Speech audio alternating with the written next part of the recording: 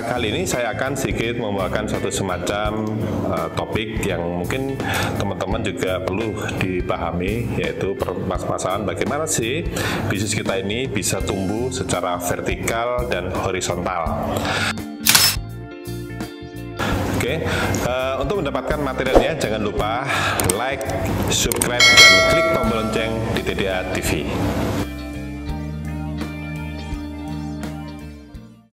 Assalamualaikum warahmatullahi wabarakatuh. Perkenalkan, nama saya Yuda Setiawan dan saat ini saya diamani sebagai Ketua TDA Sidoarjo.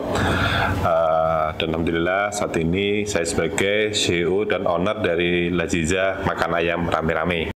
Oke, jadi kali ini saya akan sedikit membawakan suatu semacam topik yang mungkin teman-teman juga perlu dipahami, yaitu permasalahan bagaimana sih bisnis kita ini bisa tumbuh secara vertikal dan horizontal.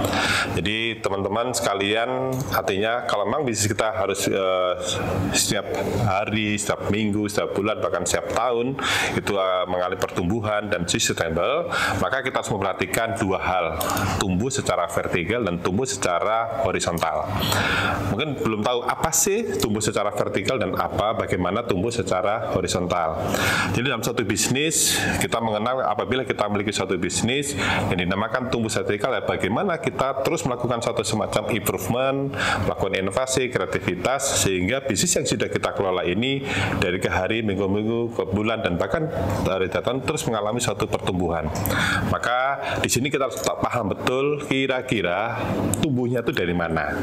Kebetulan saya di bisnis kuliner, maka saya membagi tiga hal. Bagaimana saya bisa memantau bisnis saya ini apakah tumbuh atau tidak. Yaitu pertama, saya melakukan satu pemantauan atau melakukan suatu screening database bisnis kita tumbuh secara organik. Dalam bisnis kuliner, organik yang dimaksud organik adalah bisnis tumbuh dikarenakan adanya pelanggan yang datang langsung kepada store kita. Ada dua, yaitu mereka makan di tempat atau dine-in, atau mereka membawa pulang makanan take away. Kemudian ada lagi tumbuh secara vertikal dengan cara anorganik. Anorganik itu adalah saya menggunakan jasa atau tim sales offline yang mereka punya tugas bagaimana bisa mendapatkan omset yang didapatkan dari kegiatan mendapatkan deal-deal B2B dengan perusahaan, instansi, sekolah, dan sebagainya. Di sini kami juga membuat satu semacam target masing-masing.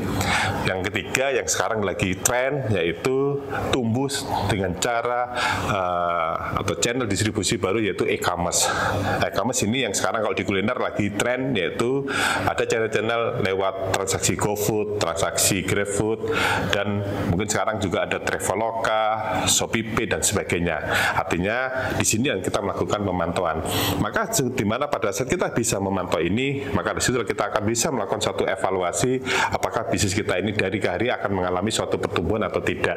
Tentunya ini dari masing-masing channel ini akan ditangani oleh tim-tim yang khusus.